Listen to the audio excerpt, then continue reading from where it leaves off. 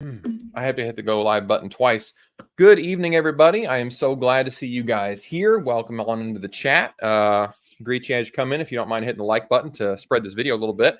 This evening, I am back again with Dante from the Anime Underworld, who is going to be my guide into the, I was trying to come up with puns, the Japanese fields. No, it doesn't work. None of it works. But here he is. Dante, go ahead and introduce yourself. And he's got a project that he's working on as well. What is up, mortals? It is Dante, the otaku god himself, and I have some good news.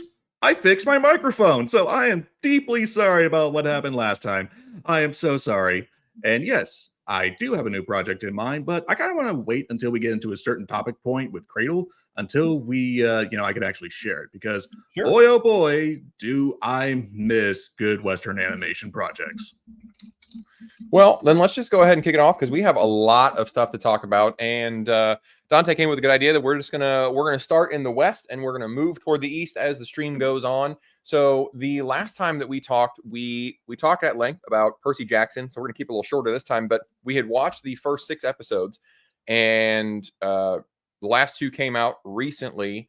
Kind of recap that where we think it's at. You're a longtime book fan. I've only read the first book. I just plowed through the first book before the series came out, just so I had a reference point of where we were at, because the only thing I had was the movies, the really bad movies that everybody seems to hate. So got these last 2 episodes that came out, and I got to be honest, my kids asked me about it. I came home today and I was like, hey, I watched these episodes, and my son loves Percy Jackson, and he was like, what'd you think, Dad?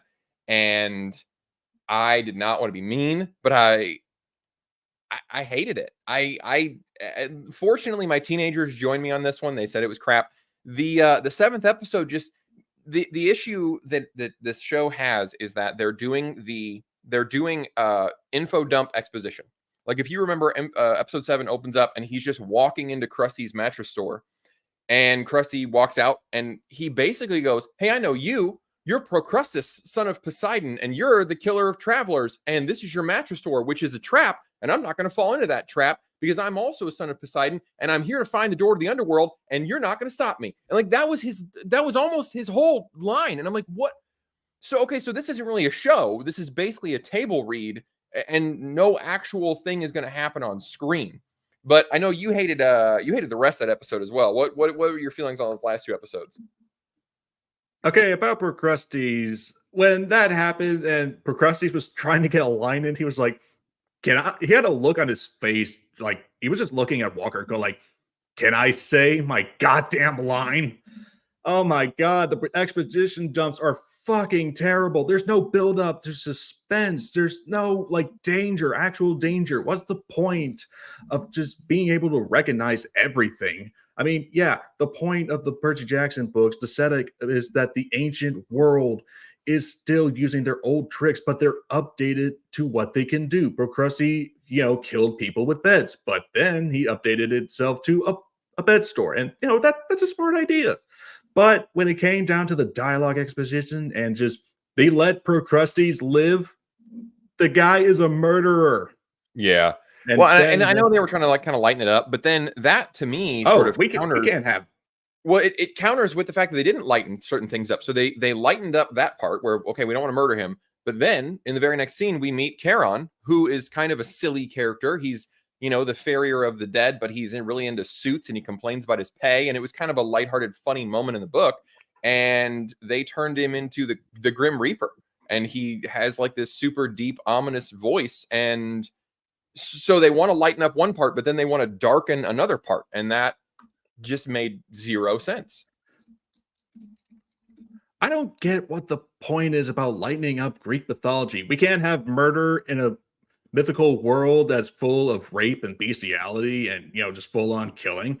Oh yeah, sure. No, but okay. Procrustes was terrible. They could have just cut that. Like, I was expecting them to cut it. The bad part is that they also had like, all right, Charon from, all right, you haven't seen the movie. Procrustes was actually Charon from the movie. So they got another one of the Percy Jackson actors in on this. But when we get to the underworld, boy, did they fuck some shit up. Like, okay, visually, the underworld is dark and creepy as it should be. The Palace of Hades looked good from afar because I think it was supposed to be like a weird mountain similar to Olympus, but here it's kind of like inverted, like a stalagmite, which I thought was cool. As for Charon, yeah, I don't know why they butched that up. They could have just replaced Procrustes with Charon, but I guess they wanted to do that whole legacy of Son of Poseidon thing. But with Charon, it could have been fun. Like, I need a freaking pay raise because in the books, if that Percy offered him up all that drachma, it's like, oh hell yeah, I'll take you across the river Styx, jump on my boat. Yeah. And okay, Cerberus actually looked kind of cute, but from what you can tell visually from the only 3 heads, and there was no emotion from these kids. Because when Grover got assumedly eaten and killed, there was like, oh, that happened. There was Yeah, and he no just kind of visual popped out, despair. Oh, there goes Grover. Bye. and What they else is well new? they immediately reduced the tension, or they built like a fake drama with the 4 pearls instead of 3, which we had talked about last time. That we kind of figured that was going to be the case. Is that okay? It's 4 pearls instead of 3, and then Grover loses one immediately, and they're trying to sort of like build this fake drama that really didn't land at all because, well, partly I think because everybody who's watching the show has read the book and they know what should be happening, and also it didn't feel dramatic. Like he was like, I've lost it, and I should be the one to stay. But I kind of felt like they took away some of the characterization from Grover there because he was like, I should be the one to stay, but he lost his reasoning from the book of I don't have a soul. So yeah, I'm gonna stay here and I'm gonna die, and that sucks. But then I'll just be dead. Whereas you guys will have to stay in Hades forever because you're human. And they cut that justification out. So the whole thing just feels like an empty gesture. It doesn't really go anywhere. But then we get to Hades, and I know you didn't like Hades. At least in the movie, Grover tried to, do the same thing, but then at the same time, he has an eternity of bonking Rosario Dawson Persephone. Boo frickety who. Oh god, what else happened? Okay, let me think. Fields of Elysium. I have no idea what the fuck was going on with those trees. Like that was not a thing. The Fields of not Elysium, Asphodel. Asphodel. Yeah, that's what it was. The Fields of Asphodel is not just for those who are remorseful. No, that's from Dante's Inferno over the fields of suicide. No, in Asphodel, you're just a plain mortal soul. You didn't do anything good or bad. You just wander in what is essentially the end of time. Not Yeah. punishment, but then again, not paradise. You were spared. I have no idea what the fuck was going on with those trees. Well, And then they then tried to again create the fake drama where Annabeth Annabeth. gets like left behind, so they move on themselves. But then she just pops up like once they go to the other overworld, she pops up there too. So again, they try to do this like false sacrifice, like you go, I'm going to stay behind, and they're trying to create this drama, and it just didn't land in any kind of way.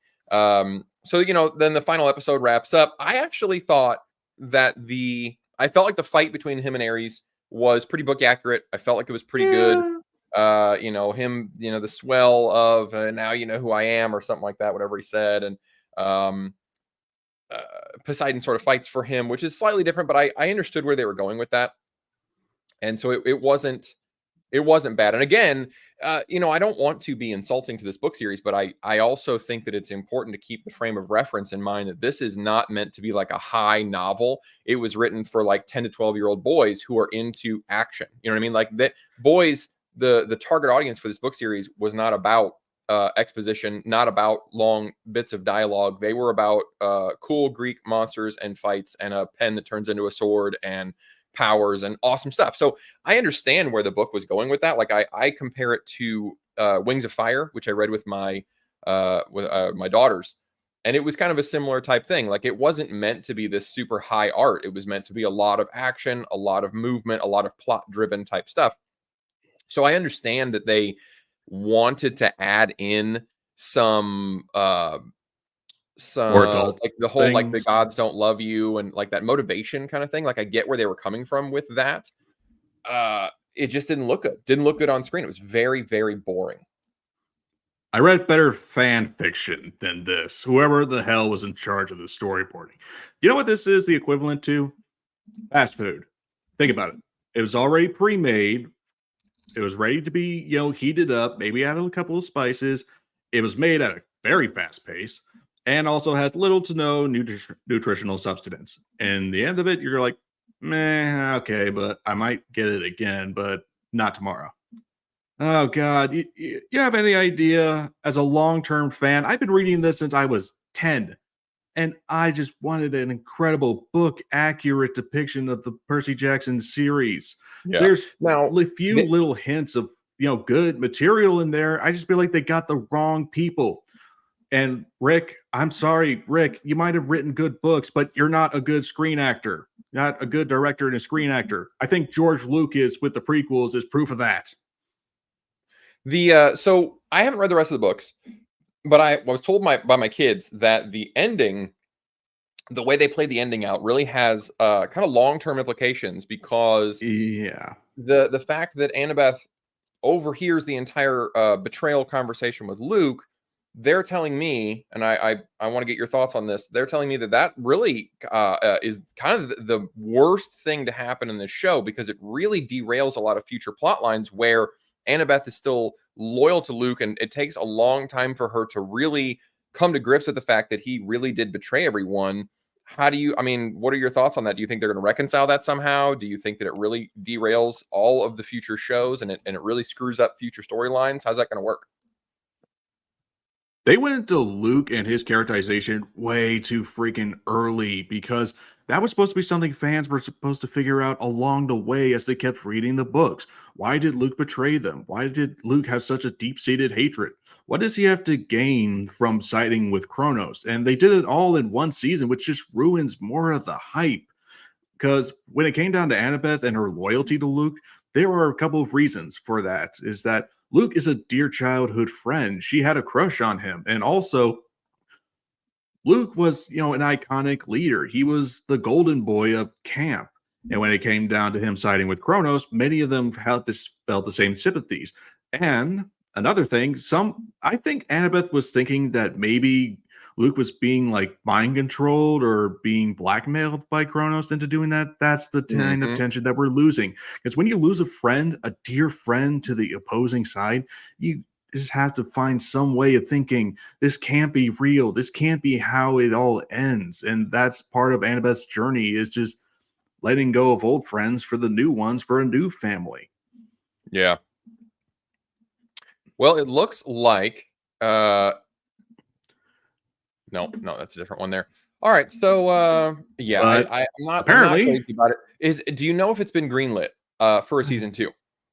yes, it's been greenlit for a season 2 because the ratings were pretty good for a book adaptation that was not comic book released. And please tell me that these fuckers are actually going to listen to fan complaints, add a couple of episodes, fire the director who is directing these kids because we got more chemistry off camera instead of on camera. Fire those fuckers, fire the staff, get someone else who can actually write a good, compelling, faithful adaptation of the books, and do all that. Listen to your goddamn fans. So the majority of us, all right, I don't know what percentage of this is actually going on, but we are not happy. We were fed lies, and this thing just fell with the same amount of freaking errors that the movies did. And yet this gets a pass because Rick said okay to it when he was the same one who bitched about it. Yeah. Yeah, Okay, I think rating out of that 10.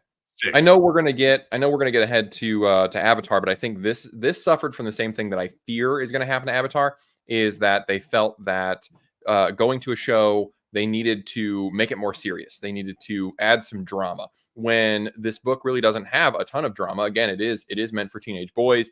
And I don't mean that in a bad way. Like, it knew its audience and it delivered well. My sons love this book, and my 14-year-old daughter loves it too.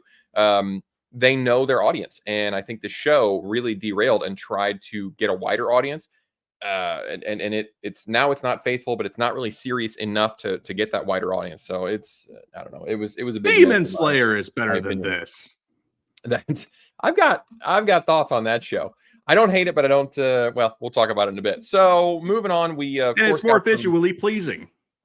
some news. At first, it was very, very exciting. X-Men 97 was announced. They had a cool trailer. It looked like the old No. school, Fox animation, and Rogue's butt was going to be back. Everything was going to be super duper exciting. And then we began to get news about how the director felt about the X-Men. This is something that I felt was going to come out when the X-Men finally made it into the MCU, because people have been saying for a very, very long time that the X-Men is an allegory for, being in the closet, coming out of the closet. It's queer coded, all of these types of things. Now, I think Eric July, Young Ripa, has done a really great job of constantly referencing back to Stan Lee's own words and saying that is not at all true. It was never an allegory for anything. It was just powers. Like, what if this group of people had these mutations, and that way we don't have to worry about coming up with a backstory for where they got them from? They just have a mutant gene, and now they have the powers. Like, he himself admitted it was lazy. It was like Stan Lee said, I just didn't want to worry about an origin story. So genetic mutation, and they can have whatever fucking power I want them to have. But of course, everybody's been saying that it's this allegory for a long time. So now that's what they said about the Little Mermaid. What's that? That's what they said about Hans Christian Andersen when he wrote the freaking Little Mermaid. It was a coming out story. Well, kind of. I don't know. But then they were trying to do it with trans and go like, you freaking moron, stop overanalyzing this. Yeah. Well, the thing that bothers me the most is I've been hearing for years and years that it's queer coded. It speaks to, the queer community. Like they find a lot of things to like about it because it's people that are different and they're treated differently, but they're special in their own way. And like, so I get that. I get how if you want to read that into it, you can, right? But what I don't understand is if you read that into it, that means it was well written, that it can appeal to multiple audiences. So what I don't is saying we're going to take something that we felt was a subtext, an under theme, and we're going to really bring it to the surface, and we're going to make the entire show about that thing. Well, now it's not going to be well written because it's not going to appeal to any kid, gay or otherwise, in the 90s who was like, yeah, I'm different, I'm nerdy, I'm a social outcast, but I could be like Gambit, I could be a ladies' man, I could be special like the X-Men. It appealed to more than just gay people. It appealed to a lot of weird kids who felt odd, and they felt like, the odd one out. And so that to me is where I feel like guys like producer Bo DeMaio is really missing the point by saying, oh yeah, no, the thing that I got from the show, now that's the one thing that I'm going to make the show about, rather than recapturing that idea of, if you feel like you're not special, here's a group of people where you are special, and everybody can relate to that. What do you think they're going to do with this one? I recall someone saying once, when it came down to heroes like this, when it comes to the pandering of superheroes, they said, don't make a black hero. Make a superhero who is black, because there should be more to the person than that one singular freaking trait. Okay? I do not care if this person is gay or black or female, as long as they're well written, likable, and complex, and not a gigantic ass. I do not freaking care. But as for this, oh my freaking god. Not only are you trying to do a sequel to a beloved animated series that captured so many hearts and fans of the X-Men, because this is what got the X-Men going. It was a passion project that paid off in the end. And now that they're trying to tarnish it yet again, because Stan Lee is dead, so they can do whatever the hell they want, they're just pushing the fans off a freaking cliff and saying they should have liked my project. X-Men was originally about racial prejudice. Yeah, that kind of is sort of the thing. Because think about it. You're in a world and you find out that mutants somehow exist, and you're kind of afraid. When it comes to history, a lot of people will find some reason to do some kind of witch hunt. Communism, then the witch hunt, then the Black Plague. There was always a reason to find some sort of prejudice and also find some sort of way to hunt down and discriminate people because of whatever was going on. But as for this, dude, you have pissed off so many people. And what is going to be your response to all of this? If you say that they're racist, homosexual bigots, then I get discrimination bingo and win $20. Yeah, no, it's absolutely. Right here we have executive producer Bo DeMaio revealing that the series story is informed by his experience as a gay black man. And again, my real question is, if X-Men appealed to a broad audience, then I feel like it's automatically going to be less than it was by focusing on that one type of experience. So I think for a lot of, for the gay black audience, they're going to see this show and they're like, yes, this speaks to me. But by focusing in on that, you're kind of excluding the rest of the audience who are not going to have those other things. Like I said, those other things to pull from it, like the original animation, you could pull whatever you wanted, or you didn't have to pull themes. When I was 10 and I was watching, X-Men on Fox, I wasn't pulling themes. It was badass. And I threw playing cards around my house and I annoyed my parents because I wanted to be like Gambit and have his awesome superpowers. Like that is what I was thinking about, not the themes of I feel like an outsider and the X-Men makes me feel like not an outsider. Like I never read into that at all. But people did, and that's fine. But again, I think that by focusing in on just his experience, he's forgetting that there is an entire audience that doesn't share his experience, and they were pulling something different from the X-Men show. They loved it for different reasons, and he's going to shut them out. And you're absolutely right that when it fails and people are upset, he's going to blame the audience because that is what we always do. Sadly, these guys just don't learn. I mean, come on. Take the wrecking ball of a hint that's coming in your face. Oh my god. What's wrong with following the source material and figuring out how to make it good for all and just being as faithful as possible? It's not rocket science. Why do you think so many other places are doing better? Yeah, it's real bad. I was excited. I love the look of it. I think it looks like the original. It got my little childhood nerd heart really going. And sadly, it was crushed immediately when I found out what we're gonna do. We're doing the same thing with Star Wars this year. But so yeah, that's looking bad. We'll get more development on that. I don't know when that one's coming. That's coming out in the summer, right? Oh, and I don't care. My hopes rose like a March 20. oh, my So hopes that's gonna be out rose next like week. a So we won't have flower. to wait. We won't have to wait long. But Yeah. the other thing that Hey man, that's new we will material not for have you to. to, another thing we don't have to wait very long for is in 2 days, we are going to find out what they have done to the live action Avatar. Leaves from the vine, falling so slow, Gonna make me like cry. fragile. I cry every time I hear that, and I'm 24. Damn it! Ah, but in Uh, this is just as sad, if not. Well, why won't these fucktards learn? so this is we're zeroing in on the anime that I have been exposed to now. Obviously, Avatar is not anime, but it is inspired by anime. It's Oh very yeah. much an American animation, and I got to tell you, I think this show is just doomed. And it's not so much that I think it's going to be absolute garbage, because I don't really believe that it's going to be garbage, but I think that it can never be good enough to justify its own existence. In the fall we had One Piece, and I've never seen any One Piece anime. I've never read any One Piece manga, but it One Piece is so huge and so vast and has been going on for 25 years that having a live action show that is only 8 episodes, 8 hours long, it may as well have been a different medium entirely. I mean, I know that there is a show, but it was so different that it may as well be a different medium. And unfortunately, this show is so similar. It's on the same platform. It's I think it's what, 2-3 hours shorter than the first season of the animation.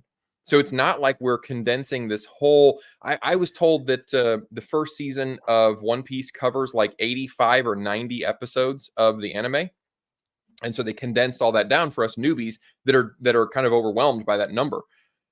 But with this show, I just feel like if you're going to invest the 8 hours that they're going to put into this show, you could just invest 10 hours and watch the first season of the animation and get a exponentially better experience. So it's not that I think the show is going to be a garbage fire. I just think it's going to be like, why? What's the point? Why are we even doing this? Oh my god. I mean, okay, some things I think could be good. Okay.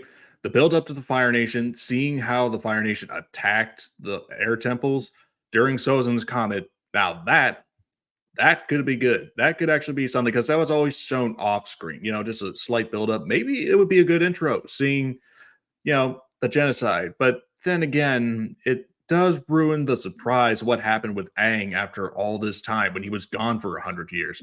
He was gone for 100 years, so everyone he knew was most likely dead. But he did not know that his people were wiped out. Yeah. And that just ruins the intensity of it all for the audience who figured out, oh my God, this kid is the last, not only of the Benders, but his own culture. Yeah. And this is a kid show. Well, and that to me is something that really cracks me up. I know I made a video about it last week, and they said the showrunner said, well, we knew we had to appeal to the Game of Thrones audience. Which, first of all, I just feel like he just throws it out there like we knew we had to, and I just feel like he could have easily had said we knew we had to appeal to the SpongeBob, where that's actually Nickelodeon. That would have been a better comparison. He could have been like, we knew we had to appeal to the rom-com audience. We knew we had to appeal to people who love period pieces like Outlander. That was really important. Like, why Game of Thrones is important at all? It's not. It's just a random show he came up with. But they felt that, and his quote was, the team knew that this live-action show couldn't just be for kids. But as you just stated, we had full-on genocide, we had slavery, we had torture. I mean, we had so many adult themes, but they were just handled better than the in-your-face Game of Thrones murder rape-a-thon that happened on HBO. We also had political corruption, attempted murder, the possibility of committing murder, patricide, infanticide, and let's see what else. Refugees from war, and a lot of other things too, especially feminism and sexism for a kid show. Yeah, it tackled so many things so well, and I mean, I was absolutely blown away. I just started it a couple months ago. My kids were begging me to watch it. I knew this was coming up, so I was like, all right, I'm gonna finally get into this. I'm gonna watch this, and I was That's how I got one of my friends to watch it. At the quality that this show is.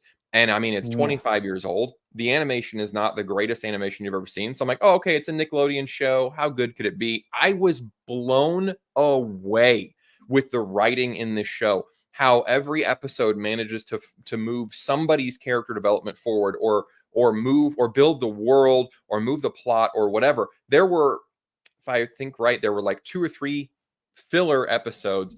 Everything else had purpose. Every bit of dialogue meant something. I mean, it's absolutely fantastic writing, all packed into a kids show on Nickelodeon. And I think that's what makes it so surprising. And it's insulting that the showrunner is like, well, we don't want to make a kiddie show. It was never a kiddie show. It was just on Nickelodeon. But that doesn't mean shit.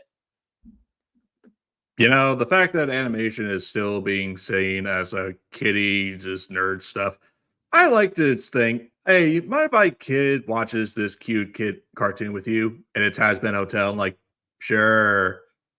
Or Attack on Titan. I'm like, sure, they can watch with me. But hey, I have your permission, right?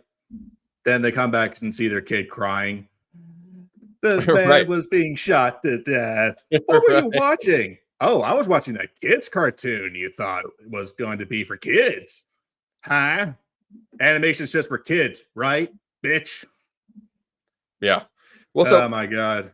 So we've got early reviews coming. Have you seen any of the review videos? Like, have you watched anybody review it like in video form, or have you read any of these or anything? No, because I want to be disappointed for myself. So, like I said, I'm not going in thinking it's going to be shit. However, as this headline says, early reviews are mixed. So there's a channel called The Avatarist. They absolutely love it. Now, I'm a little jaded because I loved Wheel of Time, and Amazon absolutely screwed that up. And there's this booktuber, Daniel Green. His whole personality was, I love this book series, Wheel of Time. And then they made the show, and it's hot garbage. And he was like, this show's amazing, guys. And his own audience was like, dude, come on, that's full fucking copium. No, it's not. And so when I see somebody like The Avatarist, like the whole channel is about Avatar and everything, and then they're just like, this show is incredible. That's just, I know that I'm jaded because of the Daniel Green Wheel of Time situation, but to me, it just feels like you want it to be better than it really is. But we're seeing a lot of mixed reviews. Here we are, Avatarist saying 10 out of 10, first episode. Says, it's not a one-to-one adaptation, which he feels is good, but the show is completely faithful in spirit of the original. It looks like Avatar, feels like Avatar. It is Avatar. And I think that that review brings up an interesting point, because one of the things with an adaptation is, like, if you are going to do a 1-to-1, especially of something that's like similar length like this, that's the big thing that I keep coming back to with Avatar, is that it's 3 seasons. They're 20 episodes apiece. They're about 10 to 12 hours total per season. So this is going to be 8 hours. So I feel like we're not going from book to screen. We're not going from, manga to anime, or, from like a huge anime like One Piece to screen. We're not really adapting from one medium to another. We're pretty similar in size. So there's really I don't see the need for this, is what I'm saying. And so I think a lot of people are saying, well, then they should change things to justify themselves. But then the argument is, well, if you're going to change it, why are you why not just make your own show? Why ride the coattails of the name recognition if you're going to make your own thing? What do you think? Do you think they should be extremely faithful, or do you think they should change things now that they have the opportunity to do that? Okay, I will say season 1 was not entirely perfect. It was great, but when you watch it weekly, or at least tried to binge watch it, there are some content and episodes that you feel like maybe could have been cut or shortened, like, say, The Great Divide. That when even the showrunners admitted that it was so terrible. Some points should be cut, some points should be shortened. So it is faithful, but we don't have to drag on the bad parts. But it has to keep in spirit with the own original material, and the sexism and the feminism, which so many people are being so upset about, was part of it, because it was part of Sokka's character growth, as you said, and also Katara's growth when it came down to tradition versus progression. Another thing that when it comes down to adaptation is that, even like you said, if it's going to be entirely faithful, why even bother? If it's going to be completely changed, why not just make your own? Some additions, as stated before, with the genocide and the rise of the Fire Nation, could be actually really good additions. But there also could be a couple of more things that they could do, like maybe Sokka and Yue, in their relationship, which felt kind of rushed in Yeah. the end. And maybe they've also could have done a little bit more with Suki on Kyoshi Island. Maybe they could have had a little more talk before Zuko got there. Just really continue to bond that before they actually left. So yeah, when it comes to adapting in a new format, you have to keep the spirit, but you also have to remember that there is a fan base. They know what's going to happen. And if you want to expand upon it, do something that the show didn't do. But when it comes to cutting, you have to be careful of what you cut. Because if you cut out the sexism, but you also give us the Great Divide, it's clear that you probably did not watch the original series. And have you watched Korra yet? The No, I sequel? haven't. Okay, Whenever I do watch it, I'm gonna bring my 14-year-old on. I'm gonna have to cut her response, because it's gonna be about 45 minutes long. She absolutely hates Korra, and boy.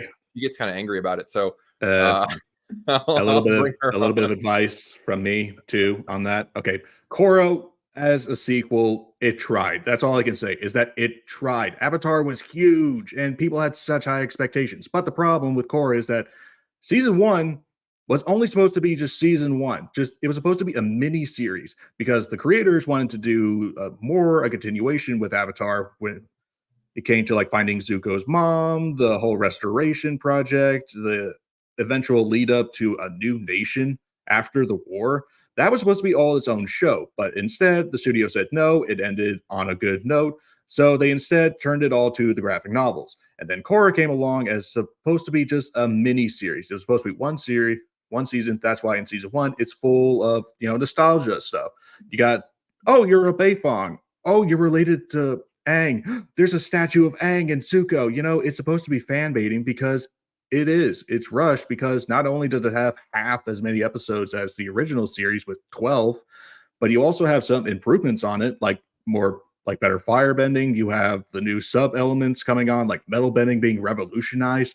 It's good, but that just means that the rest of the series was not planned out, so they had to rush and they panicked. That's the biggest flaw. If they wanted to reboot anything from Avatar, reboot Korra. Seriously, there's some good potential with it too, but also a lot of plaque that fans just hate. Yeah, yeah, that would have been But I'm good. going to let you get on that can of worms and maybe invite me again in case we want to talk about it. Because I actually have Yeah. ideas for how you can reboot Korra. But I'll yeah, I'm going to I've leave. seen that echoed that a lot of people think that since and that's what I'm saying is I think that Avatar is so loved that and like this review sort of sums it up here. Like they're saying episodes 1 and 2 are pretty decent, and this person says it as an obsessive fan. There are definitely issues, but it's better than the controversies would have you think.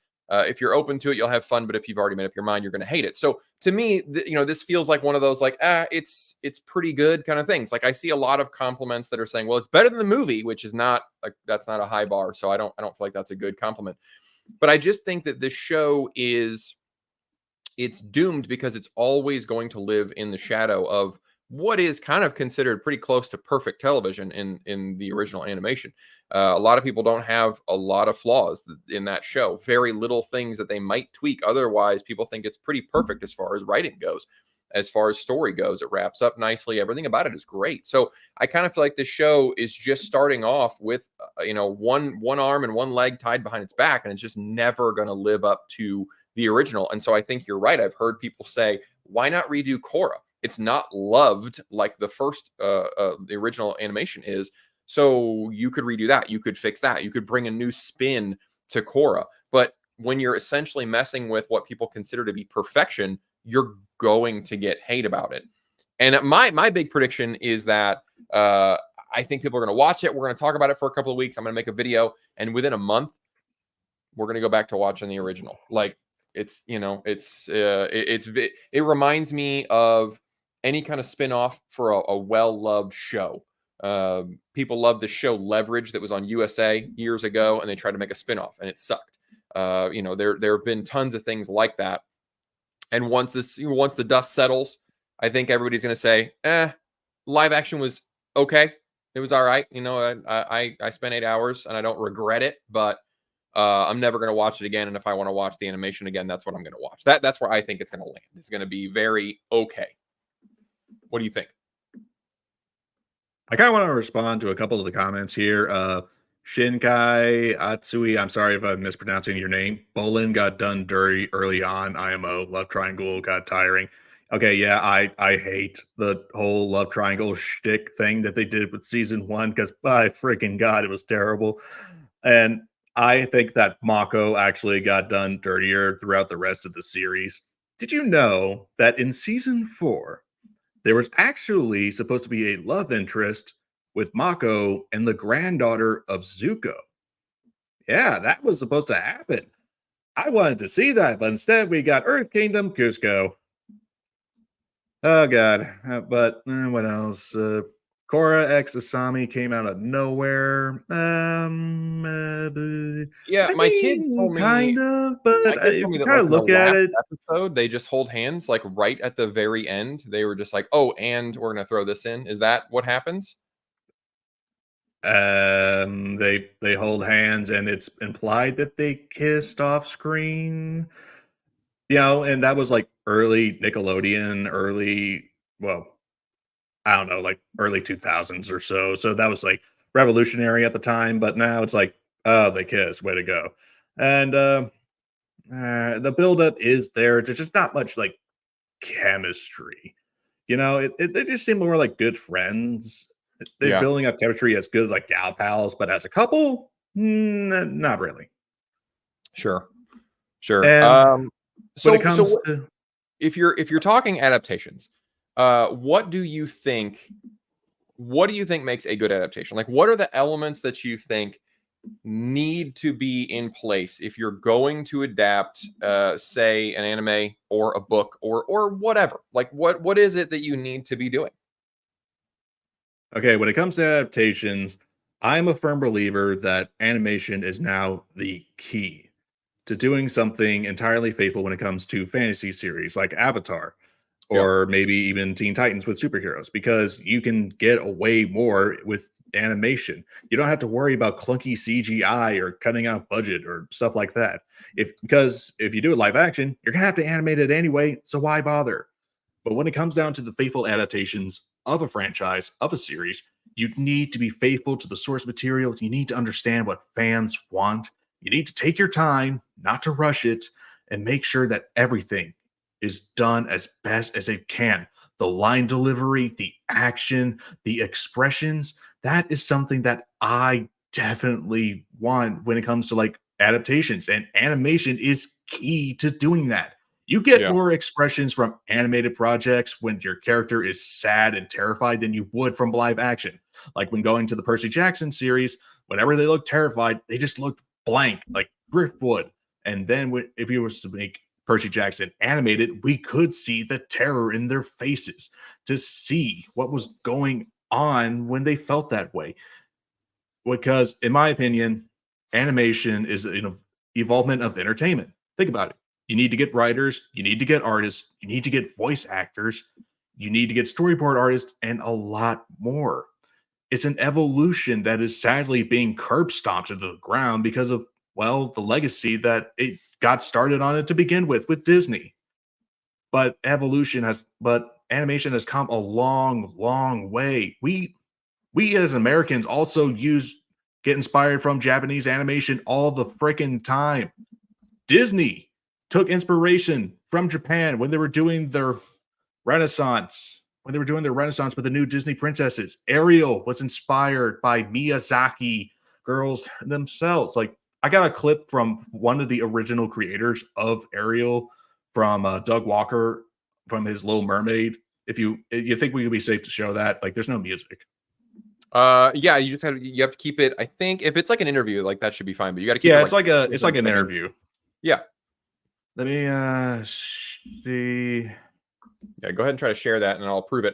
So I think you're absolutely right. I haven't seen Blue Eye Samurai yet because I'm trying to move through the Oscars Best Pictures right now. So I have 10 movies to watch, and I'm trying to watch this anime, and I'm watching a ton of crap right now.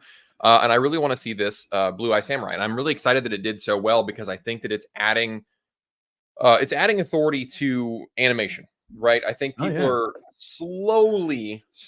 painfully slowly coming around to starting to respect animation as a medium and not a genre in and of itself, right? Animation can be used to do a lot of things. I think Arcane also helped a lot with that. I mean, that's a very mature show, very mature themes. And I based think off of like a mobile game. it's a PC game. It's based on this game League of Legends, which is like a tower defense thing.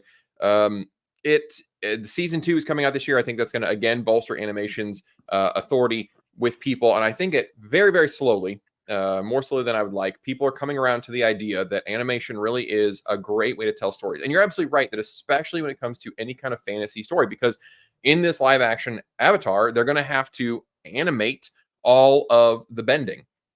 They're going to have to animate tons of stuff. They're probably going to do a lot of their shooting on a sound set with a blue or green screen in the background. And they're going to have a bunch of animated background. Just because it's lifelike animation, just because it's CGI and it looks real, it's still fucking animation, no matter how you want to cut it. And so that is, to me, I'm really happy to see a lot of these things get successful with animation because I want to see more things go that way. I think Wheel of Time would have done much better as an animation. I think you're absolutely right. The facial expressions are really key. One thing that I'm nervous about this Avatar live action is it's very difficult to act and put a lot of inflection in your voice. And I think that's something I don't see come up a lot when people talk about animation is if you ever see footage of people in a voice acting booth, it's a whole body, like it's a whole performance. And I mean, they're completely using everything they've got. It's crazy facial expressions they're making. And that's how they get that. It's sound. acting. Yeah, exactly. But if you're on screen, you have to make sure that your face and your body matches with the action that should be happening on screen. Well, then that affects your vocal performance. And so that is why I think animation also it feels more alive in a lot of senses because it is more in your face. It is more alive. The voice actors are giving much more into it than they could if they were having to also work on their blocking and their body position and all of this kind of stuff. One thing that I'm very excited with fantasy is this Kickstarter for the Cradle book series got fully funded for the first book. If you folks haven't heard of this book series, I think you would absolutely love it. Especially to me, this is a great. My sons read this and my wife found it. She recommended it to him, and the reason that she likes it for our boys is the main character. Everybody has it's very Oriental flavored. Everybody has like kind of a chi type power that they manifest in different ways, and the main character Landon, he doesn't have it, and so he has to spend his first 15 years of life coming up with different ways to do things that other people just use their chi powers to do. So he's very resourceful, and then later on when he learns how to develop them, he's stronger than everybody else because it's not just raw power. It's not just superpowers that boys like to fantasize about. He actually uses his brain. So it's really great for kids, but it's also a really good read for adults. I mean, it's a 12-book series, but they're really easy to burn through. They're not super long. They're not super hard to digest. And the very first book has been fully funded. I think it got just over $1 million, $1.275 million. They wanted $1 million. So they're going to work on animating that. And I don't think that book series, I mean, some of it takes place in space. Like it goes all over the place. There's no way to do it live action. It would look goofy. Hell no. And I think that's another issue, is that when they do the live action stuff, some of the stuff looks more silly live than it would in animation. I know, like the Avatar, like the animals from Avatar. You're seriously gonna try and tell us we have to keep a straight face when looking at those things in real life? Seriously, Yeah. I've seen Transformers done better. I think some of it's going to be a little silly. Ooh, I got a $5 from Olivia. Thank you very much for a coffee. I'm currently drinking a Diet Coke, but I'm going to get a coffee. That's for darn sure. I'm currently drinking liquid IV. Oh goodness, I can't get enough of this stuff. Yeah, so the Cradle series is really good. It's too late to fund it now, unfortunately, but if you guys want to read this series, I highly recommend it. Each book is like, if you get them on Audible, it's like 8 to 10 hours. Like I said, they're not huge.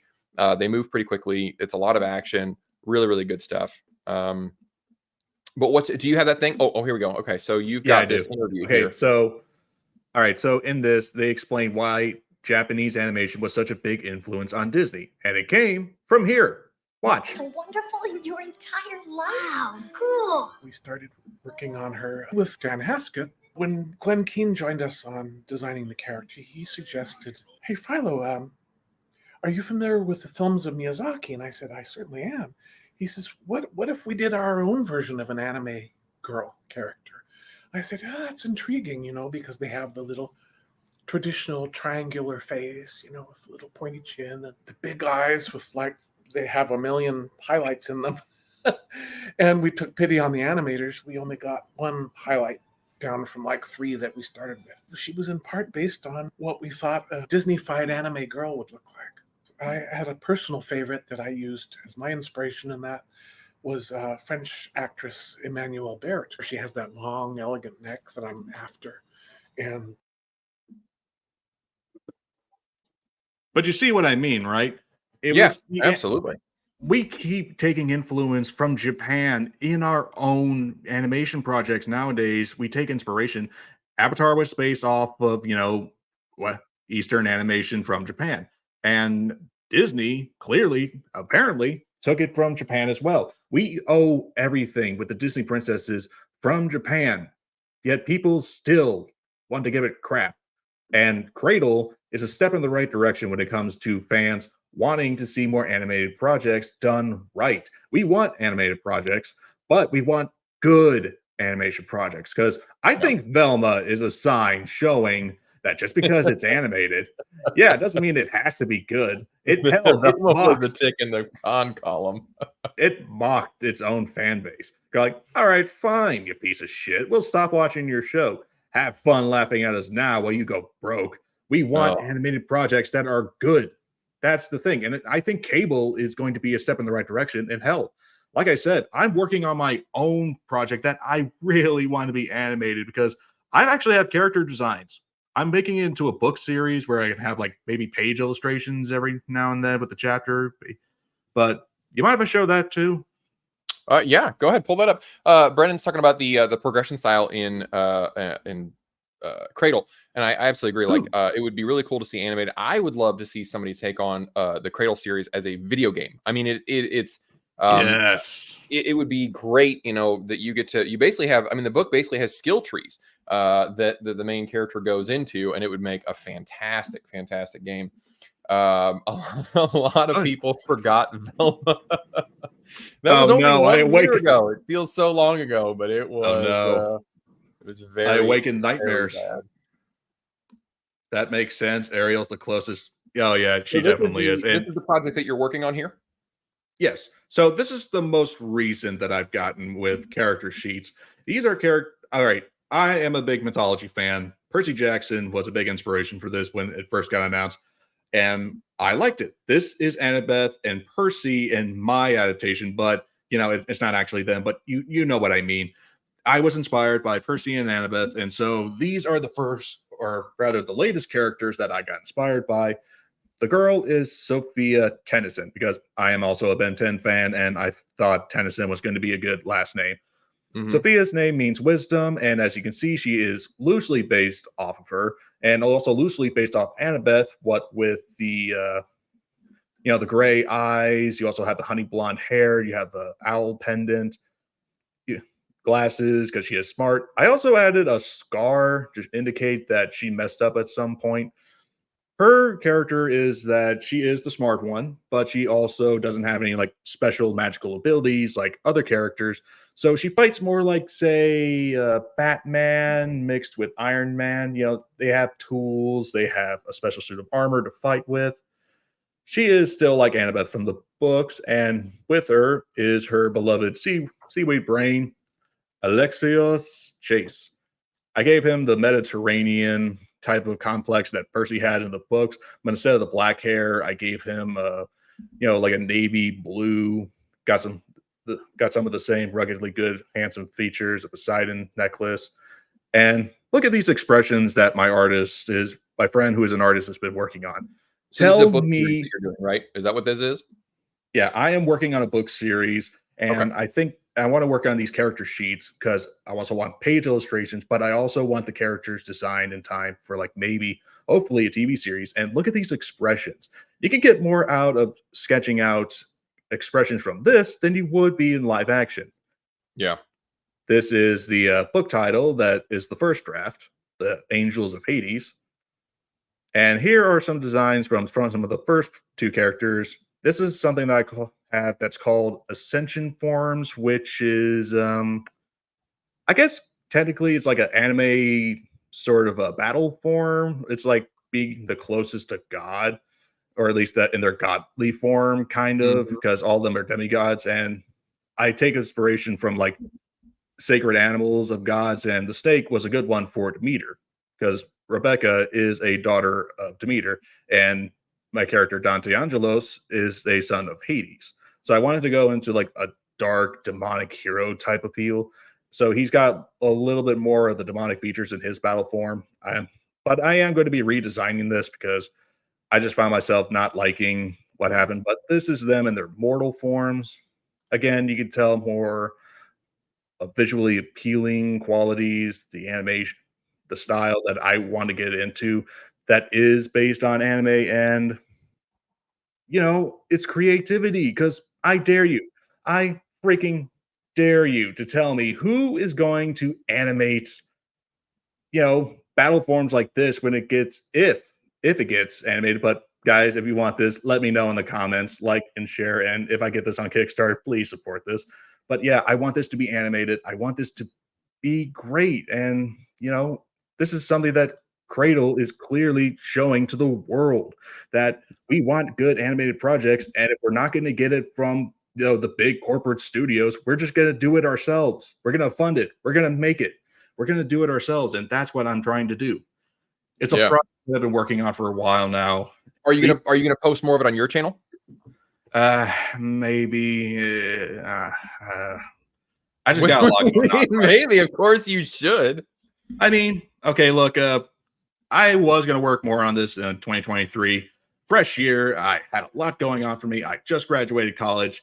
Sadly, I got severely depressed and was on the verge of unaliving myself. I was going through a rough patch and was going through a hiatus. So I'm just now getting back into the swing of things because it took me a while, which is brought to you by BetterHelp.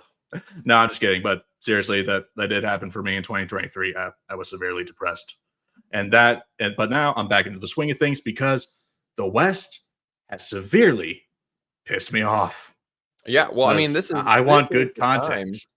This is the time to get into it. I mean, like I said, I always go back to Eric July and his ISOM series, and he's got other series now. Basically, same thing as you. Like he was like, "This sucks, and I can do it better," and then he did. So, if you guys are not following Dante, the Anime Underground, I'm sorry, the Underworld, I keep on saying Underworld. Underground, Anime Underworld, and he's going to post. He's going to post his progress on the channel. Damn it. Um, I'm so trying. so one of the now as we got one more topic to cover here before we talk about my experience with anime. And this is anime related, and that is the fact that we are getting a big flood of anime. We're getting a big flood of manga. We're getting really a lot more Eastern influence than we ever did, and there is a bit of an issue where it can't be translated fast enough. And so recently there were two big bits of drama, one leading into the other, where one, Japanese studios were saying, look, we're going to start to use AI to do our localization, to translate into whatever the local language is out of Japanese. And then, we'll have a person read over it to do some quality checking at the end so that it doesn't look like an American Chinese restaurant menu. And you're ordering asshole chicken instead of jerk chicken or something. So that's what they said. Well, then Western localizers said, well, this is absolutely ridiculous. You can't appreciate the work of real human beings. There has to be a human touch to localization. You can't just replace us with AI. But then as people began to dig into it more, they began to realize that the work of humans, the human touch, was implanting their own politics onto the storylines they were getting from Japan. So, what are your thoughts on this? Have you been following this a lot? I saw this got brought up a lot with channels like maybe Yellow Flash and Endymion TV, where they go into full on details of why this is actually a good idea. Because here's the thing, when you have translators, you also have to worry about who you're actually, hiring, as seen with the X-Men, who want to give on their full, viewpoint of being a black gay man. But if you have a woke translator like this, or a Woke-alizer, as we're starting to call them, there are going, Woke-alizers, yes, crazy planet. Anyway, it depends on who you're passing the project onto, because they're going to find a way to turn the dialogue into their own sort of fan fiction. Because one of the videos about a manga called I May Have Accidentally Turned My Best Friend Into a Girl, they thought best themselves that they were the ones who were doing more into the project. They knew more about the project than the actual creator. So they tried turning into like a trans story, but that was not the freaking point of the original material. So Japan is officially getting, in on this, because so much has been, leaked out and the cracks started showing. The most infamous example of all this came from the dub of Miss Kobayashi's Dragon Maid, where Mhm. one of the characters said, "Why did you change your outfit?" "Oh, those patriarchal demands were getting on my nerves. Just give it a week. They'll ask you to change it back." It was that. Like, fans had no idea that was going to be, had no idea that was actually greenlit, because that was not what happened in the Japanese dub. Japan Yeah. has gotten up to it, and now they are demanding that either you follow the script or we're pulling out, and you lose business. That's why this whole AI thing busted out, because they thought they were drawing attention to just writing AI scripts for anime rather than just, having humans do it. But no, that was actually farther from the truth. Anime and manga do have the human touch. It's just not the human touch that a certain side thinks is the right side. And that's the whole problem. When you make an outcry of something, people are going to be going into further research and expose it. You can't just Right. focus on how you feel about it. Sure, yeah, maybe some people are going to get fired from their translation jobs, but it's your fault. You had one job, and that was translation. You studied a foreign language. Your job wasn't to make the whole thing edited to your needs. It was supposed to be for the audience, because, newsflash, if this did well in Japan as a book series, as an anime, then it's probably going to be doing good for other audiences. Yes, some things might be gross. Yes, some things might be, who knows who wrote this. You had one job and it was to translate. But now that everyone's starting to catch on, they're going to realize that you don't deserve it. You deserve to be fired if you're fighting against this, because what does that say about you if you're not doing your job? Yeah. Well, and it really ties back into the adaptation argument that we were just talking about, where they're like, I'm going to adapt this famous thing, but I think I know better in these various parts.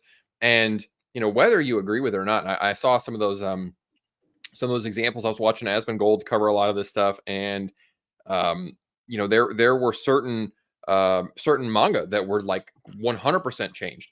The actual message that was in there was changed because, and the people that did it, the translators admitted online, like, well, we don't want these 50-year-old guys, making these messages when the modern audience, that's not what they want. It's like, but that's for the market to decide. If there's an audience for this, I don't care how horrible you think it is. If that's what the author wrote and that's what the audience wants to buy, then that's between the two of them. And if you think you know better, then write your own. But more often than not, these people are completely talentless, but they still want to affect the world in some way. And so they make these small tweaks. And I understand that every now and again you've got some, small adjustments that need to be made. I've been watching this anime, and it's kind of funny because obviously it's all dubbed and subbed, and the dubbing and the subbing don't even match up, which is really, that was throwing my kids off. We were watching Violet Evergarden together, and they were like, wait, why is they're saying stuff, but the captions don't match up with that? Like, what is happening? I'm like, well, even the voice, the real voice acting is in Japanese, kids. So you're getting third hand information here.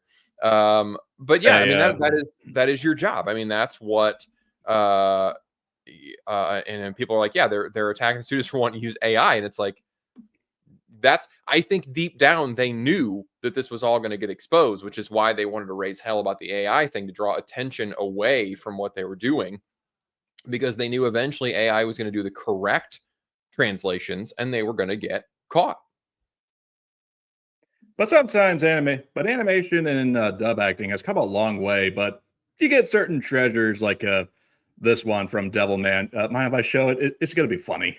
There's no music, but it just shows how. I think you got to keep it like 15 seconds though, I think. So I don't. All right, let me just show you. Let me just show you briefly how far animation and dubbing has come a long way. Just kick the bucket. Fuck you. What?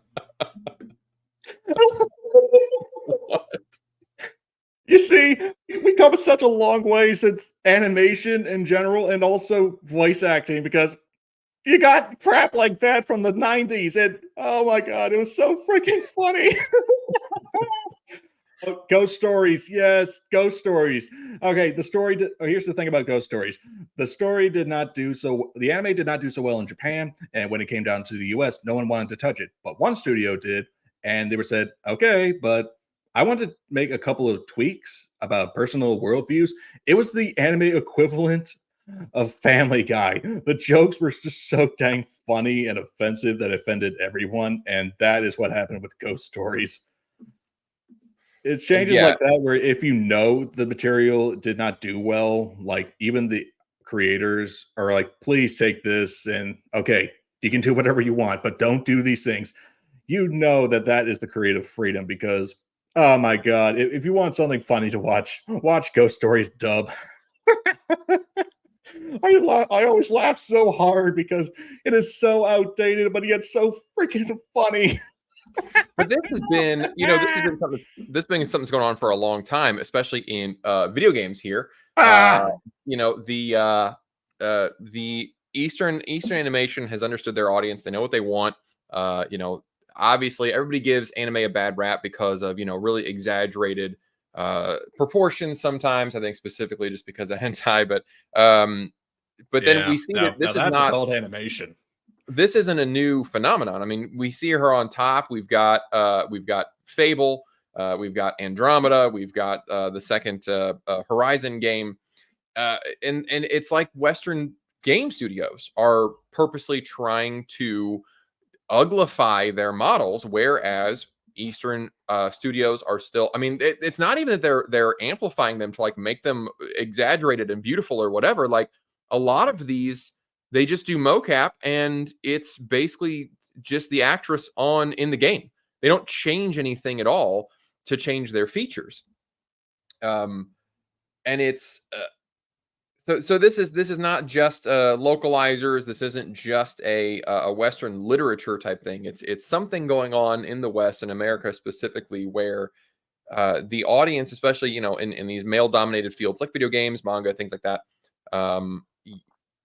for some reason they're like, oh, you like to look at attractive women, we're gonna not do that. You like to look, or you like your manga or your anime to have racy jokes or whatever. We reject that. We think that's horrible. Or we, as you said in the I made my friend a girl. We think from the title this should be a trans story. You're not talking about this enough. We think this is important, so we're going to put it in there and make you and that's what the story is going to be about. And it's we're going to talk about Stellar Blade here. This is something that's been going on a very, very long time. And then the most recent example here is this video game Stellar Blade, which is coming out, which looks, I don't want to say it looks amazing, and I don't think it looks bad either. I mean, it looks like a third person action adventure. It looks good. It looks it reminds me very much of Nier Automata, except less sexy. So that I was when I heard about this whole like Stellar Blade thing, I thought the main character was going to have, I was going to see this trailer, and I thought I was going to see the biggest, jiggliest, honking boobs and just massive butt cheeks I've ever seen. I thought I was going to see Miranda from what was that? Mass Effect. I thought I was going to see Mass Effect Miranda ass. But instead I see this. Yeah, I thought I was going to see Ron Giku from Bleach. I mean, look, I get it. Like, obviously, that's exaggerated. I get it. That's very Kate Beckinsale, Underworld, tight butt in leather pants kind of thing. But this, from the uproar that I heard, I was expecting something outrageous. And I feel like I've seen that in a lot of video games. I feel like I've seen the trailer for Dead or Alive Beach Volleyball that looked way worse than this, and nobody had a big fit. So I don't really fully understand what the Stellar Blade issue is. Overall, this looks really good. I think a lot of people are upset about this girl, that they think she looks really young, but she's not the one that's kind of being sexualized. Like, she's mostly covered up with the baggy pants. I think the main character is the one. Obviously, the main character is the one that you see from behind all the time, so everybody's kind of upset about that. But overall, this looks like your standard third-person action adventure. Maybe a little bit. I don't know if it's like I wouldn't call it Souls-like. I think it's very. It looks like there's a little bit of quick time. It looks like it's going to be very cinematic, which I think is fine. I think it's going to be be a fun looking game, but I don't fully understand what the drama is about this game. Just like I don't fully understand what the drama is about these character models. I think this is Resident Evil here at the bottom. I don't fully understand why we hate this and we want to do this stuff up on top here. The Fable one is the absolute worst offender of them all. It's insane. I think all the fans who are actually liking this are the ones who miss Rogue's axe from the X-Men. But in all seriousness, no. What the hell is going on? Are the creators behind all this just like feminists who got like mad that they got made fun of at school for being ugly? And they're like, ha ha, now I get to ruin something that you like, dork. I mean, look at all this. I mean, look at the models. Some of these look like they got punched in the face and then developed Down syndrome. One of the guy in the East, they just understand beauty. Like, okay, some of these women are beautiful. Who cares? All right, just appreciate what you got and all that, but don't relate to them on the surface level. Relate to them as characters, because these characters are more unique than whoever you got up there in the West. Yeah, because the beauty is just the cherry on top of the hot fudge sundae. Yeah, Aloy here had the absolute worst downgrade. But like I said, a lot of this reminds me of Nier Automata, which I absolutely loved. And I mean, yeah, she's dressed like a sexy schoolgirl, and they play that up a lot. But the reason that game is remembered is not because 2B is hot. That game is remembered because it has an absolutely incredible story, just mind-blowing story. You get to play it multiple times. The action is great. The stories are great. The plot is, everything about that game is wonderful. The gameplay itself is wonderful. And like you said, yeah, hot character. That's sprinkles on top, but that's not why everybody loves that game. There's been a lot of hot characters, there's been a lot of sexy characters, but nothing gets remembered unless it's really, really good. So I remember some guys talking about Stellar Blade saying that it's all outdated and stuff like that, and how it should be a man. But then I found out that the guys who are running that podcast and whole thing were actually gay, so that checks out.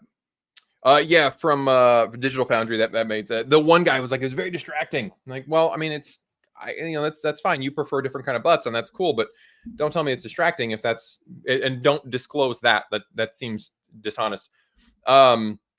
Yeah, Mary Jane from Spider-Man was oh god, it looked like she was a side character, and they were just like, yeah, we don't really need to worry about animating her that much. So mind if I have one of the comments shown up here? It's a Greek Weeb.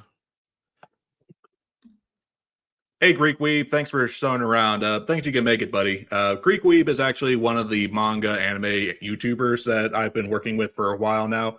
We've been friends for a while. We cover the same anime and manga for our channels. And hey, man, thanks you were able to come briefly for the collaboration podcast. And hey, hope you do well. And I'll see you next time. Thanks for stopping in. Yeah, people are actually right. Like, it gets them in the door. 2B being hot was, obviously it was a selling point. It was cool. But I wouldn't have put 60 hours into that game just to stare at her butt. The gameplay of that was incredible. But yeah, it's a good point. It gets you in the door. It's a selling point for sure. All right, so just like hentai, sex sells. Now that we're quite literally on that one. So I'm sorry. I've been saying I'm going to watch anime for a long time, and I keep finding other things to distract myself with, mostly a day job. But I finally got around to, I got started on it, and I watched all of Avatar: Last Airbender, which is not anime, but that was kind of my gateway drug. And then I picked a couple of shows. I had recommendations from the audience, and I wanted a couple of different genres, because something that I did not know, this is just how much of a normie your old pal Greg is that I didn't realize there were different words for like the different types of anime. I kind of thought it was all just anime. And I think you were telling me last time that Shonen, I thought was a company. That's where I'm at, right? I thought Shonen was like a studio that produced a type of anime, right? Like Studio Ghibli. I thought, okay, well, there's Studio Shonen. So I picked a couple of different ones on Netflix because I wasn't going to sign up for Crunchyroll. I didn't want to go that far out of my way. I picked Demon Slayer because I thought I was going to like that one. It looked like a lot of fun. Looked like a lot of action. I was very excited about that.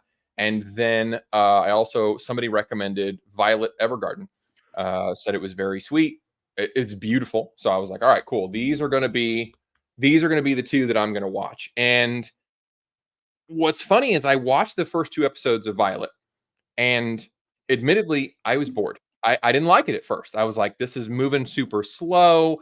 It's gorgeous, but it didn't really resonate with me. And I think it was Jeremiah that had recommended it. And he's like, well, the show is like it's in triplets or something. Like it's 3-episode story arcs. So he's like, you got to watch the 3rd episode. It'll tie it all together. And that's how it kind of gets going. And and he changed his name now, but so I watched the 3rd episode, and that show is incredible. I know. I knew that it was good looking, right? I obviously instantly you're like, wow, just the art itself is stunning. Some of the vistas that they show, I think there was one episode she had to go write a letter out in the country, and they, the guy was like, I want to pay you or whatever, and she says like, this view is payment, and I was like, you're damn right it is. It's incredible. So I love the tone of it. I like the slow tone of it. I came to appreciate it once I realized kind of what was going on, because again, I'm coming into it thinking, okay, anime is huge milkers and action, right? And it's like, there's monsters, usually there's tentacles, not in that way. And so this show starts off, it's really slow, and I didn't have my expectations set right. So I start watching Violet, and I mean, I can't tell you I cried, but I came close. It's the emotion in that show, and that's what one of the things I love about the show is it gets across this incredible theme that emotion doesn't have to be complicated, right? The whole auto memory doll business is we take your words and we make them flowery and all this. And Violet is like, I don't know how to do that. I'm just gonna say what you said. I'm gonna cut right to it. And it turns out that her words are more emotionally impactful than all of the flowery words because she just says what the person really means in the simplest terms. And what was crazy is that my kids got in on it. And I was watching it in my bedroom one time because I was like, I got to watch this, and there are longer episodes. And I'm like, man, I really got to make sure I stay on top of this. So I'm not trying to cram it all in. And I was watching it. My kid's like, what's this about? And I'm like, oh, it's, this girl's trying to learn how to be human. She doesn't really understand like human emotions. There was a lot of confusion as to whether she was a robot or not. I had to explain that several times. Like, she's not actually a robot. She just has robot arms. One kid was like, why are they driving old tiny cars if they have robot arms? There was confusion about that as well. But once we got past all of those questions, my whole entire family is watching this show. And we have to pace ourselves because after like 2 episodes, all my kids, like my 8, 10, 12, 14, 15-year-old, they're all watching this. I think it's good for all ages. And we do like 1 or 2 episodes at a time because by the end of the 2nd episode, everybody's like, I gotta go do stuff. I have to go play some video games or something. Like, and we all discussed like, why does this show make me so emotional? I don't fully understand it, but it does. Like, it is so impactful. It's fabulous. I think I'm not fully done with the 1st season yet. I think I have there's 13 episodes in that one. I think I've got 10 down. I think there's 2 movies. Is that right? Is it 1 season and 2 movies? Am I correct on that? I'm pretty sure it is 2 movies, and that is a big. Okay, so what you said, you thought that it was shonen. No, anime is what they call, cartoons. But everyone knows that when it comes to anime, you know what it's going to be like. But there are genres to it. I'm not sure which Yeah. one yours is, but there are more. There's josei, there's shoujo, there's seinen, there's mecha, fantasy, slice of life, shonen, which is the big one that sells a lot because it's mostly catered to like boys who like action. So, that's why some things are like guys with 6 packs, manly mans who use swords and fire. And you also have girls who have like slim, busty attire, but they can also kick ass. There's also isekai, which is being like reincarnation into a new world. There's ecchi, which is probably where a lot of the bad name gets from, which is like, the too sexy. There's no plot. It's just too much fan service. There's romance, there's action, there's comedic genres, adventure, mystery, horror, magic. But anime is not just one singular genre. It is a branch. It's a tree. That's the beauty of it. And when it comes to, anime, that's the key selling point. People are starved for animated material because here in the West, we keep treating it like crap. But Japan simply revolutionized it. Disney set up the basics for animation projects, but Japan figured out a way to revolutionize it. They turned it into art. And when you look at a canvas, you see nothing but white. All you have to do is be the one who paints the vision. Do you want to be for everyone? So you got to make it for kids? Or do you want it to be grotesque, gothic, and dark for adults only and for the mature audience? Anime is like video games. Yeah, it could be anything you want. You could be art, you could be teen, you could be mature. It depends on who's the creator. It's not just one genre for one set of people. People from different backgrounds, different genders, different ethnicities, they can enjoy it. And that's the beauty of it. And Violet, Evergarden, and Demon Slayer are a prime example of what you get for a first timer of how it's different. Demon Slayer is shonen. It's mostly action intensive and, clearly meant for boys, while Violet Evergarden is something different entirely. If you want a good family one, I highly recommend Spy X Family because it is so cute and adorable and funny. There's also a lot of good pros to anime too, and the best part is the music. Oh I yes, tell my you. family has the little pink horned monster thing, right? Oh, you got Mr. Chimera?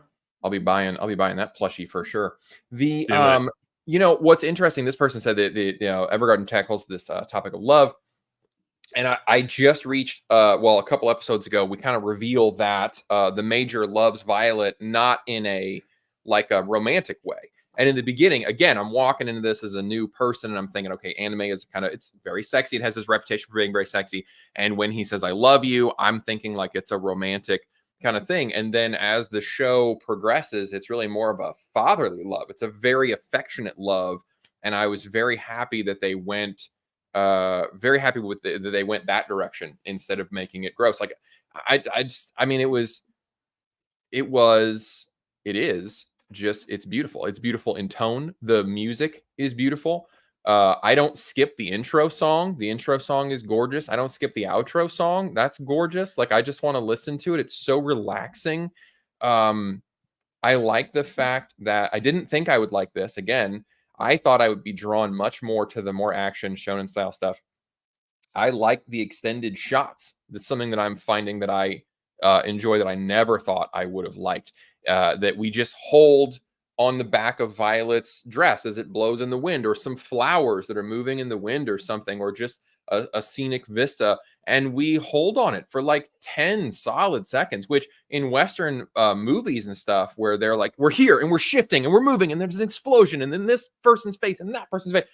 And I thought I would find it boring. And somehow I absolutely do not. A lot of people are mentioning like Mecha, like Gundam. I watched Gundam on Toonami a lot when I was a kid. I don't remember what the story was about. I just remember they were kick-ass robots and I fucking loved it. So yeah, a lot of people are calling a Spy X Family. I'm excited to watch that one. I'm so excited, and I've watched a lot more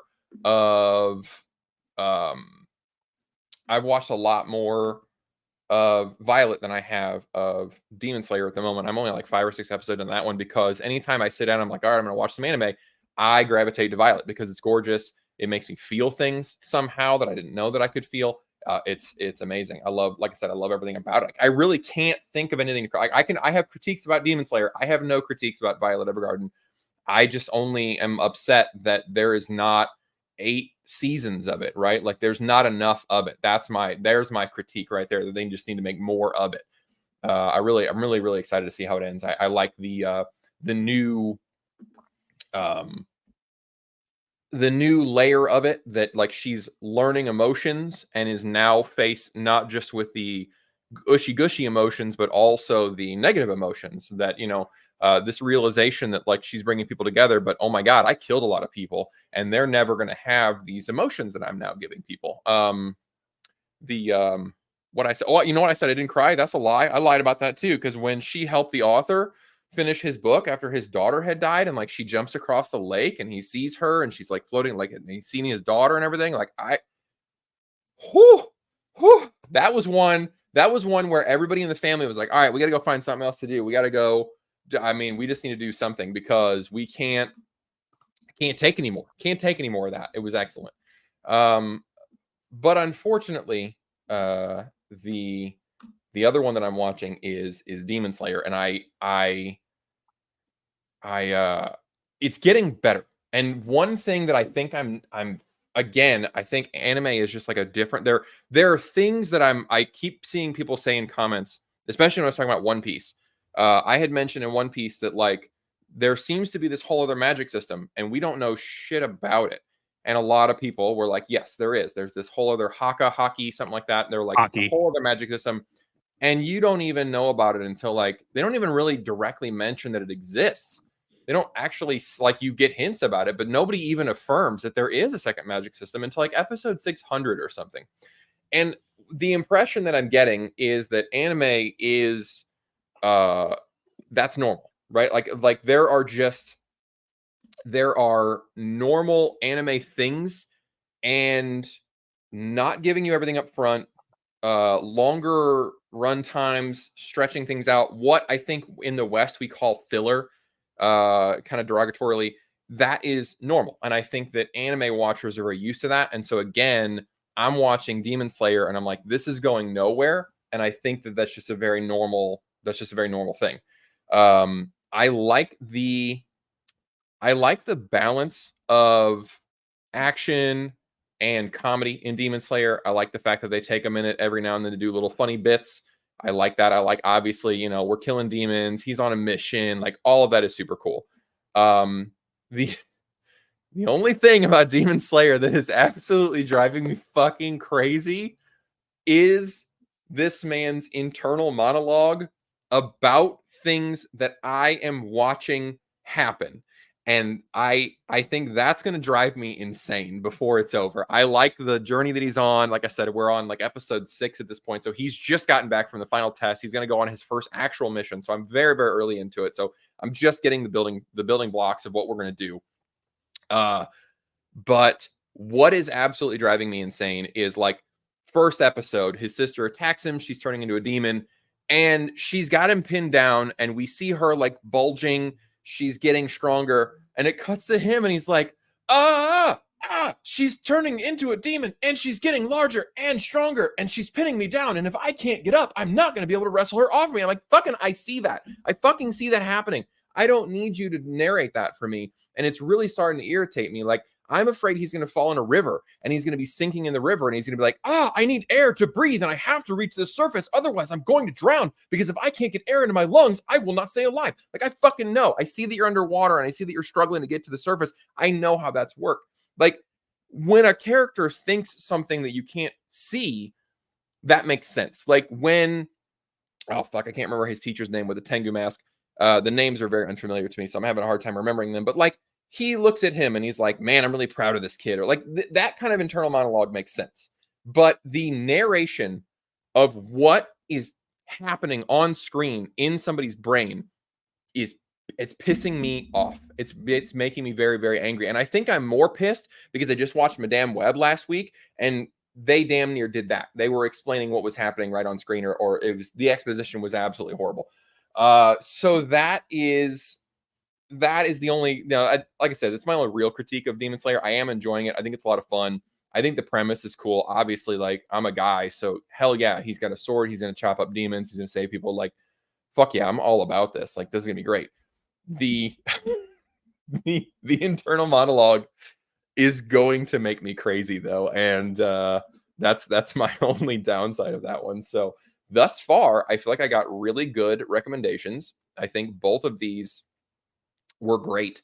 And I think my only thing is that I just, I'm used to, like I said, I'm used to Western writing where we kind of jump in. There's a hook in Western writing very quickly, right? And I think Eastern writing, they don't do that. And it's just normal. Like, and that's just something that I need to get used to if I'm going to be watching Eastern stuff. I just have to understand that it's going to take 2, 3, maybe 4, 5 episodes to really understand what's going on. And you just have to give it that chance, which is fine. And so once I kind of got past that, I'm really starting to enjoy it now that we're getting the premise of the show. So yeah, really, really great. I really appreciate, especially Jeremiah recommending Violet Evergarden. A lot of the commenters were recommending Demon Slayer. And it's really nice that Netflix is making this so accessible to people that are getting into anime now. When we were watching Violet, there's a movie on Netflix, Little Witch in the Woods or something to that effect. Some kind of little witch. The kids are really excited about that one. That looks really good. Something that I'm going to start trying to track down are Studio Ghibli movies, because those look gorgeous. I was busy in December, didn't get a chance to see The Boy and the Heron, but those look great. But yeah, I'm excited to finish these two up. I know Demon Slayer is a lot, like there's a lot of episodes per season and a lot of seasons. So there's that, but I think it's still going to be really good. But yeah, I'm very happy that the first two were good picks. And I think that's another thing that is nice, is that Netflix is sort of like I don't have TikTok, but I have a friend who uses TikTok and he only sends me the best clips. I feel like Netflix right now is that portal for those of us that don't want to sift through Crunchyroll's entire catalog. Whereas there's a pretty select few anime that are on Netflix, and they're kind of, the more popular ones. So I like that a lot. What do we got here? The Mugen Train. Yeah, there's supposed to be a new Demon Slayer movie coming out in really Japan, but it's coming out in theaters soon. I think this I month. think that's Little The Witch. thing about that is that Japan is now starting to do this new trend where it's quote unquote movies, but they're like the last two episodes of the last season and then like the first two episodes of the new season. So it's more like a special event for the upcoming season. But then you also have times where Japan Hmm, is now starting to do movies that nice. are yeah, you can also watch Studio Ghibli on HBO Max, and since you watched Velma, yes, you can Do actually I have search it that? Okay, on. great. Anyway, Japan is also now realizing the potential of anime now, and when it comes to movies, there are some different adaptations. With shonen, you want a good movie, but because sometimes these arcs take so long and drag out at the same location for a long time, you can create a what is essentially a filler movie. Filler movies are taking the audience in on a new journey to a new location away from the current one that they are at for a new journey, new adventure, do something to take a little break. And then you have different movies where it's completely canon. So whatever happens actually happened. Those are actually interesting because if you can find a way to fit them in between like time skips or something like that, they can work. Or you could just condense an entire season into it at once because there is a movie coming out with Chainsaw Man that is condensing an entire small arc into a full-on movie. Yeah. There's what else? But when it comes to Netflix now, they are realizing the potential of Japanese anime because that was something that Toonami did back in the day. They just kept importing all sorts of anime franchises onto their Yeah. late night channels like Attack. Like that's how I got into anime, kind of. I remember seeing One Piece when I was like 5, but I had no idea what it was. All I knew is what at the time was just a stretchy kid on like a train in the middle of the ocean. I had no idea what was going on. It was 3 in the morning. I was still up for some reason, and I was captivated. But I actually got into anime due to Fairy Tale, which was on Netflix at the time. We just got Netflix. I saw Fairy Tale through like fan art on the internet. I had no idea what it was, but when I finally saw it on Netflix, I got interested. I watched it. I watched the first season, and then we're like, I need more. I need more anime. Then Seven Deadly Sins was on there. It had a slow start for me because I was afraid that it was going to be something like Sword Art Online, where it's an isekai where the main protagonist gets everything interesting or gets everything easily handed to him. But I came around to it. I enjoyed it for what it was. That's one of my big topics on my channel because everyone's always talking about Bleach and Naruto, so I had to pick something, and Seven Deadly Sins was one of it. I It does have some gripes with it, but hey, it gets me the views and all that. But Netflix is starting to realize, yeah, with this new streaming war, we need to revert back to the old tactics. And something that Toonami did was importing anime. So Yeah. now they're trying to get as much of it as they can because now they have something that Disney does not have, which is Yeah. different variety of anime. Something that a lot of people are going on Crunchyroll for. They're like, well, you don't have to get a Crunchyroll account. You can just watch it here. Right. Right. And yeah, you're gonna watch the most popular ones. I think Netflix is really realizing that Eastern entertainment is really like I know a lot of people on Netflix are really gravitating toward K dramas. Like they really love them, especially as Western entertainment becomes very gratuitous. Like just most shows are like, here, first episode, here's some titties, and everybody's having sex and euphoria, right? And all that kind of stuff. And I've seen a lot of people, like younger people, which is surprising, that are like, I love K-dramas because the main characters don't even kiss until like episode 17. And when they do, it's incredible, like the buildup is amazing, and they peck each other, and it's incredible. Whereas these other shows, like it's full on porn immediately, and they're like, yeah, all right, well, I've seen that. Like that's not a big deal. I think this is Attack on Titan. This person is talking about. That's another one that I want to get. Like to me, Attack on Titan Oh, feels dude. like Game of Thrones right now. It feels like I need. It's not like in style, but like everybody seems to be like talking about this, and I want to be in on that. Berserker said Demon Slayer is like a good popcorn anime. Like, and I can see what he's talking about here. Like, I feel like I could be watching this while I'm doing something else, and it kind of feels like a soap opera. Like I would still kind of know what was going on if I wasn't. Like with Violet, I stopped what I was, phone down. I'm watching this shit, right? I'm paying attention. I feel like with Demon Slayer, I could have it on and I could probably still get what was going on if I were doing other things, but it would still be kind of in the background. A lot of people are mixed on it. It seems like some people said very mid. A lot of folks are very Here's excited. I think Little Witch Academia, and that might be the one that I was looking at, but I can't. I'd have to go pull up Netflix to figure it out.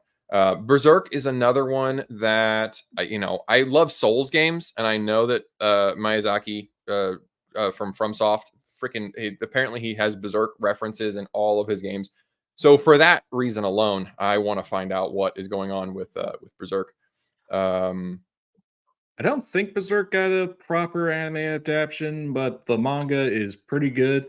Yeah. About Attack on Titan, yeah, if you watch Attack on Titan and compare it to Violet Evergarden and Demon Slayer, the tone is dark and it's technically Game of Thronesy, but it's in a better way. Like it's all about 3D chess masters trying to figure out a battle wits and also digging into the dark side of humanity. But that's all I'm gonna have to say because there is a lot, and oh boy, you're in for a ride. Yeah. It sounds like in manga it says Mr. Martin's here says they bomb you with exposition in the beginning. And yeah, it seems like it's one of those things that caught me off guard because in Western entertainment, like we call that bad, right? Like everyone's like, don't do that. You do not exposition dump in the beginning. Like we hate that. So it's just a totally different framework. But if it's normal, like that's what I'm, starting to see that's a very normal thing. And so that's perfectly fine. You just got to get in tune with what it is that you're going to be what should be watching. Who else is Toonami is what definitely I was the same way. I watched a lot of Dragon Ball, watched a lot of Gundam. I still don't even consider those I still consider myself a newbie because I was a kid and I wasn't even paying attention to what they were. Like I said, it was just awesome robots that were fighting, and I was very excited about that. Yeah, it looks. I mean, even the stills that I've seen of Attack on Titan look very violent. So I'm not sure that I'm gonna. I'll pre-screen that one for sure. They didn't want to watch Demon Slayer. They weren't excited about that one. I felt like that was all right for my older ones, but they were just like, it's kind of. They weren't like, oh, I'm scared of it. They were just like, it's kind of gross. Like it's I just seeing a demon get pinned to a tree with an axe or something, and like there's just everybody's bloody, and they were like, I don't really want to go for it. You want to watch Chainsaw Man instead? Yeah, I don't think. Yeah, apparently, I know Berserk is not family friendly at all. But overall, I like the fact. I think one of my favorite things about Violet right now. I gravitate towards stuff that I can watch with my whole family. Like it annoys me when I have to watch something by myself. Like I said, I'm going through the Oscars Best Pictures right now. And there's a couple of them that I can't watch with my family. And I'm just like, well, this fucking sucks. Like, I would rather, if I'm going to be doing this job, I would rather bring my whole family into it. We can watch it. That's one of the things I like about Avatar Airbender. I just finished up the animation and I'm working on a script for like a full I'm 25 years late. I'm doing a fucking review. I don't care because I loved it. And I'm going to review it just because I want to talk about it. And I got my teenagers are going to help me, make an outline where they're going to help me script on that one. I think they might even, I'm trying to talk them into speaking. I'm not going to show their faces because I don't do that. But I like the fact that I can get them in on it. And that is something. No, Dark Box, I'm not talking about that. That's you want to try something like I do with your kids? Especially is that it's emotional, but it's emotional in a way that everybody can understand. And it hits everybody wherever they are. It's really good. So what you could do with something like I do is for me right now is that if you don't want to show their face, give them like a avatar or an icon, do like a separate StreamYard recording where you get to record your kids saying, all right, what did you think of this? And what did you think of that? Get each kid to like not physically show their face, but have them talk and just let it work into the video. Cause I think that would be a good one. Have a good anime family film from Studio Ghibli material. Yeah, that is good. There's a lot of good stuff from Ghibli. If you want to work in the family for this new anime stuff from Ghibli and other material, definitely try something like this, what we're doing. Get your kids to just talk with an avatar or an icon so they can get in on this, so they can share their values. It's one thing if you get like one person to say what they're thinking about an entire project, but it's another thing if you try to get like an entire family on it, just so it's not just oh, the dad didn't like this. Well, he must be baby. No, the family get on this. We have different opinions. What's yours? Yeah. Who Yeah. who No, keeps I who think you're keeps absolutely talking right. about the Like, Mein who the no, hell's I'm keep not talking covering about that. Mein Kampf? Nah, we're not gonna cover that. No. No, you're absolutely right. Like, we actually just used some of my kids are working. This is what I'm gonna end up doing. I'm gonna do like just like you do. I'm gonna have them talk, and they're just gonna have, Cute whatever. little These were ones that icons. we were goofing around with AI. whatever Bing. What is Bing's AI that they do? I don't know. Anyway, those are the ones that we're gonna go with. But yeah, you're absolutely right. Like, I'm not going to no, we're not gonna put them on there. We'll just have avatars for them until they're 18 and they can decide what they want to do for themselves. So the last topic we have relates to anime, and that is that One Piece is getting a facelift. They are going to be One Piece. Can you explain to me what WIT Studio is? What does that mean? Hang on. Okay, we got a topic for this one. All right, folks. So, as you know, One Piece is getting a facelift, meaning that it's going to be getting an anime remake. We are getting the first few seasons of One Piece rebooted and remade into a more modern day animation style, as it is now currently in the manga. Wit Studios is a popular animation studio in Japan. They did Spy X Family and the first 3 seasons of Attack on Titan. And now, after working with Toei and Netflix, they are now in charge of the Netflix only exclusive remake of One Piece. They're going to be making sure that they fix the pacing issues. They're going to be updating the animation quality. They're probably going to have to find some new voice actors because as of this recording, now all of the original voice actors for both the dub and the English are very, very old. Like, I think Luffy in Japanese dub, Luffy is voiced by a woman, is in her 70s. So they've been Can't do doing this that. for a long, long time. So we're probably going to have to get not only a fresh coat of paint, but we're probably also going to have to get some new voices in on the scene. Now, this is a pretty good idea in concept because One Piece has been going on since the 90s. I call One Piece the Family Guy of anime because the Simpsons of anime is Dragon Ball. You can see where the influence comes. Dragon Ball inspired the big three, that is Bleach, Naruto, and One Piece. And One Piece is the only one that is currently still going on to the modern day without a sequel or a spin-off, unlike Bleach and Naruto. But as for this One Piece is currently trending right now because of the long-term fan base who have persevered through the high seas and the long journey with them. Yet at the same time, it is incredibly difficult to get newer, fresher audiences on board because when you look at the original animated series, the animation quality is dated, very, very dated, as is the English dubbing. So, getting a new fresh paint, new voices is a good way of bringing in new fans. The problem here is that there's the other One Piece going on as of this recording, and that Yeah. is the live action adaptation that Netflix did in the summer of 2023. The live action One Piece, then you got the original Toei and the manga still going on. So, including this, there would be 4 stories to the 4 versions of the original: the manga, the original Toei animation studio version, the live action one, and this one. Now,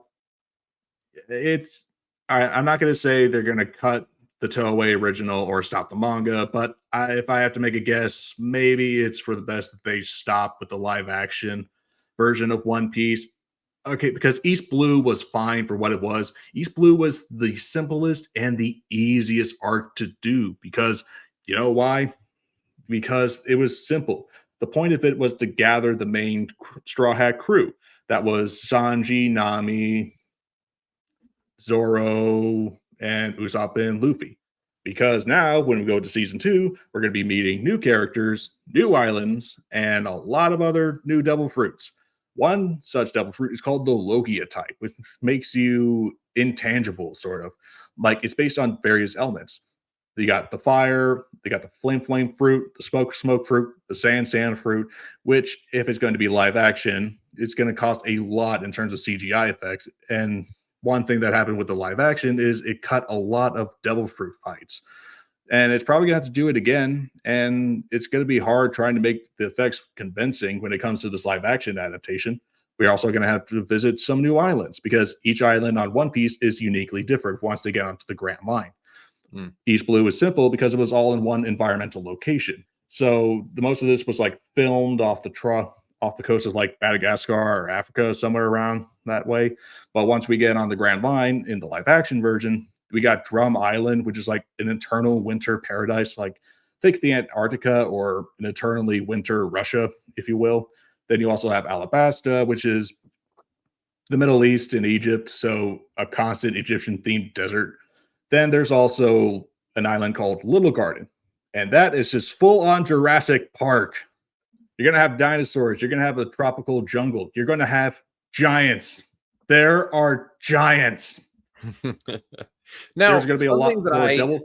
Hang on. something that There's I going to be a lot more heard- devil fruits, a lot of characters, a lot of new races, and we had a lot of trouble trying to make the devil fruit, or not the devil fruit, the fishmen look convincing with the prosthetic and typical effects. But if it's going to come down to CGI and all that, when you put all this together in the craziness that is One Piece, I have to say, and I hate to say it, we're going to have to cancel the live action one and just end it.